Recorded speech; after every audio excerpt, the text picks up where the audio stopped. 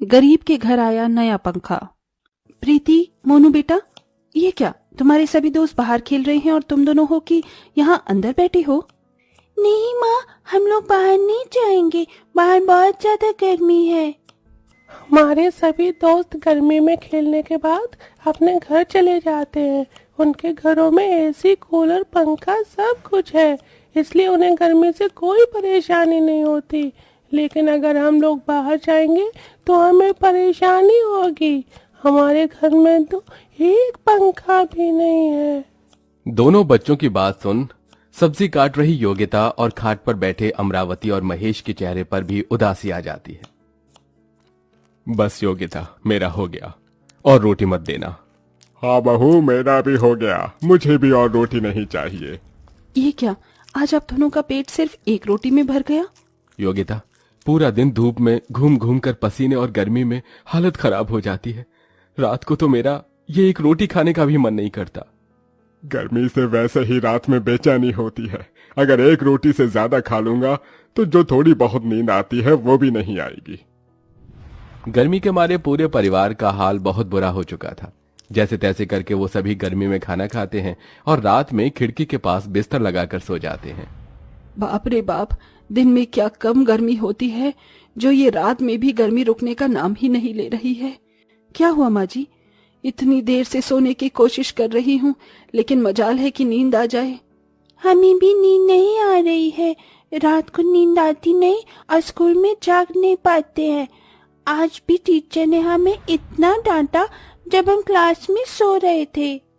अब तो बस एक ही तरीका बचा है, चलो चलकर बाहर आंगन में सोते हैं, कम से कम इस गर्मी से तो छुटकारा मिलेगा। मयंक और बाकी सब आंगन में सोने चले जाते हैं। ठंडी ठंडी हवा में सबको नींद तो अच्छी आ जाती है, लेकिन जैसे ही सब लोग सुबह उठते हैं प्रीति, जाकर अपना चेहरा देख, तो किसी चुड़ैल की तरह लग रही है। योगिता, तुम्हारे भी हाथ और चेहरे पर लाल लाल दाने हो गए हैं। लगता है रात भर मच्छर ने हमें बहुत काटा है। मच्छर काटेंगे क्यों नहीं, हम आंगन में जो सो रहे थे। अगर हमारे घर में एक ढंग का पंखा होता तो हमें ऐसे रात भर आंगन में नहीं सोना पड़ता। मच्छरों की वजह से अब सभी को फिर से हर रात घर के अंदर ही गर्मी और पसीने से जूझ कर सोना पड़ता है। आरव, तेरे घर में तो बहुत ठंडी ठंडी हवा आ रही है। वो तो आएगी ही ना, मेरे घर में दो दो एसी जो हैं, और पता है ये वाला पंखा पापा परसों ही लेकर आए हैं, इसके अंदर तो लाइट भी जलती है। क्या सच में? काश हमारे घर में भी ऐसा ही पंखा होता। आरव, तुझे मैंने कितनी बार कहा है कि इन दोनों को घर पर लाने की जरूरत नहीं है, तो फिर तू क्यों लाता है इन्हें बार बार? हाँ, ये मेरे दोस्त हैं। ये तेरे कोई दोस्त नहीं है, समझा? ये तो बस इस घर में लगे एसी, कूलर और पंखे की ठंडी ठंडी हवा खाने के लिए आते हैं, क्योंकि इनके घर पर ये सब कुछ नहीं है। और जिसे तुम दोनों घर कहते हो ना, वो घर नहीं बल्कि ईंट की भट्टी है, समझे?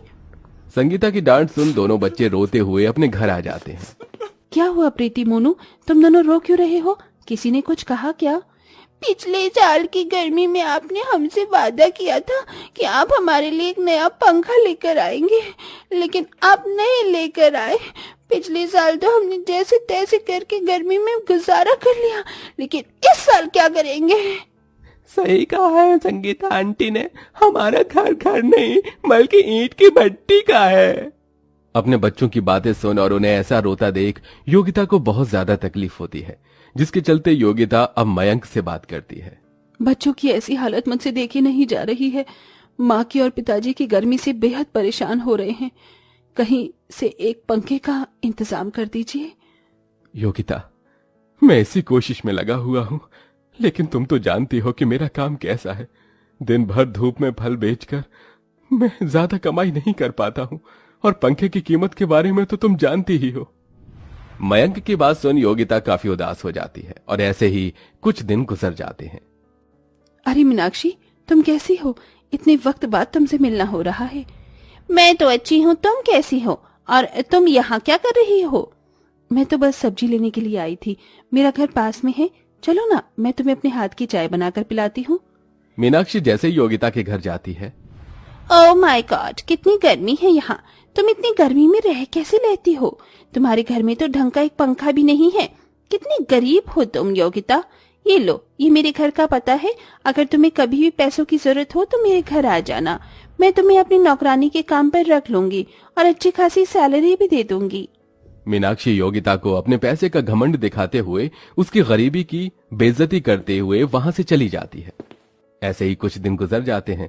गर्मी की वजह से प्रीति और मोनू की तबीयत अब इतनी ज्यादा खराब हो जाती है कि वो दोनों स्कूल में ही बेहोश हो जाते हैं। योगिता मयंक को जैसे ही बात पता चलती है तो वो भागे भागे उनके स्कूल जाते हैं। गर्मी की वजह से आपके दोनों बच्चों की तबीयत बहुत ज्यादा खराब है और आज तो वो दोनों बेहोश भी हो गए हैं। देखिए, आपको उनका खास ध्यान रखना पड़ेगा, वरना कल को उनकी तबीयत और बिगड़ सकती है। टीचर की बात सुन दोनों काफी ज्यादा डर जाते हैं। सुनिए, अब बहुत हो गया।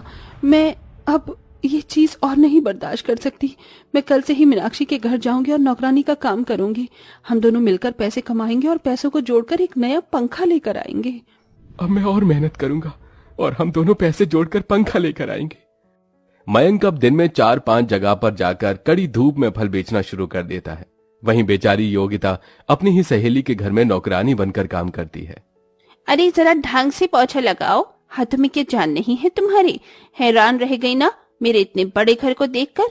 मेरे घर के हर एक कमरे में एसी, फैन सब कुछ है। तुम्हारे घर से बड़ा तो मेरा बाथरूम है। बेचारी गरीब कहेंगी, तुम्हारी तो हैसियत एक ढंग का पंखा खरीदने की भी नहीं है। मीनाक्षी के ताने सुनकर योगिता को गुस्सा तो बहुत आता था, लेकिन अपने परिवार की सूरत और हालत देख बेचारी योगिता कुछ नहीं कहती और मिलने वाले पैसों को जमा करती है। वहीं मयंक भी अब पैसों को जमा करने लग गया था और आखिरकार इतनी कड़ी मेहनत के बाद दोनों पति पत्नी एक नए पंखे के लिए पैसे जमा कर ही लेते हैं। मयंक उन पैसों को लेकर पंखा खरीदने के लिए शॉप पर जा रहा होता है कि तभी वो रास्ते में देखता है कि एक बाइक वाला छोटे से बच्चे को मारकर चला गया है और वो बच्चा खून में लथपथ होकर सड़क पर बैठा है। हे भगवान, इस बच्चे की हालत तो बहुत खराब है, इसे जल्दी से अस्पताल लेकर जाना होगा। मयंक उस बच्चे को नजदीकी अस्पताल में लेकर जाता है जहां वो उसका ट्रीटमेंट करवाता है और कड़ी मेहनत से पंखे के लिए जोड़े गए पैसों को बच्चे के ट्रीटमेंट में लगा देता है और खाली हाथ वापस घर आ जाता है। पापा, आप पंखा ले आए? कहाँ है हमारा पंखा? मुझे माफ कर देना, मैं पंखा नहीं ला पाया। मयंक रोते हुए अपने पूरे परिवार को सब कुछ बताता है, जिसे सुन इसमें रोने वाली कौन सी बात है? हमारी गर्मी उस बच्चे की जान से बढ़कर थोड़ी ना थी। पंखा तो हम बाद में भी ला सकते हैं। उस बच्चे की जान बच गई, यही हमारे लिए काफी है। पूरा परिवार फिर से गर्मी में जीना शुरू कर देता है। वहीं दूसरी तरफ, अरे जिसने मेरे बेटे की जान बचाई, क्या आप जानते हैं वो कहाँ रहता है? उसे बच्चों के पिता राजीव हॉस्पिटल के लोगों से मयंक का पता निकलवाते हैं और मयंक को धन्यवाद करने के लिए उसके घर पहुंचते हैं। राजीव जैसे ही मयंक के घर के बाहर पहुंचता है तो देखता है कि उसका पूरा परिवार गर्मी में किस तरह से जूझ रहा है। हे भगवान, मेरा परिवार तो बिना एसी के 1 मिनट नहीं रह सकता और ये गर्मी में कितनी परेशानी से रह रहे हैं। मैं तो इन्हें धन्यवाद बोलने और ये पैसे देने के लिए आया था, लेकिन अब नहीं। राजीव जल्दी से इलेक्ट्रॉनिक शॉप पर जाता है और एक नया और महंगा पंखा खरीदकर सीधा मयंक के घर पहुंचता है। अरे जी, आप कौन? मेरा नाम राजीव है। आपने जिस बच्चे की जान बचाई, मैं उसका पिता हूं। मैं नहीं जानता था कि आप और आपका परिवार इतनी गर्मी में ऐसी हालत में रह रहे हैं, इसलिए मैं आपके लिए ये पंखा लेकर आया हूं। राजीव अपने हाथों से मयंक के घर में वो पंखा लगाता है और जैसे ही पंखा चालू होता है तो उसकी ठंडी ठंडी हवा से सब लोग बहुत खुश हो जाते हैं। ऐसा लग रहा है जैसे पंखा नहीं एसी चल रहा हो। अब तो हम सब लोग रात में आराम से सोएंगे ना माँ। अब तो हमें बिल्कुल भी गर्मी नहीं लगेगी। आपने मेरे बच्चे की जान बचाकर मुझ पर बहुत बड़ा एहसान किया है। इसका एहसान तो मैं जिंदगी भर नहीं उतार सकता, लेकिन मैं आपकी मदद करना चाहता हूँ। क्या आप मेरी फैक्ट्री में मैनेजर के तौर पर काम करेंगे? अरे पहले आपने ये पंखा लगवाकर मेरे परिवार को इस भयंकर गर्मी से बचाया और आप मुझे अपनी फैक्ट्री में काम दे रहे हैं। न जाने भगवान किस किस रूप में आकर हमारी मदद करते हैं। भगवान तो आप हैं मेरे लिए, जो आपने मेरे इकलौते बेटे की जान बचाई। आप बस कल से मेरी फैक्ट्री में आ जाइएगा। मयंक अगले दिन से ही राजीव की फैक्ट्री में मैनेजर के तौर पर काम करने लगता है। वहीं दूसरी तरफ उसका परिवार पंखे की ठंडी ठंडी हवा, गर्मी से दूर हंसी खुशी रहता है। समय बीतने के साथ साथ अब धीरे धीरे मयंक और उसके परिवार की फाइनेंशियल कंडीशन भी ठीक होने लगती है।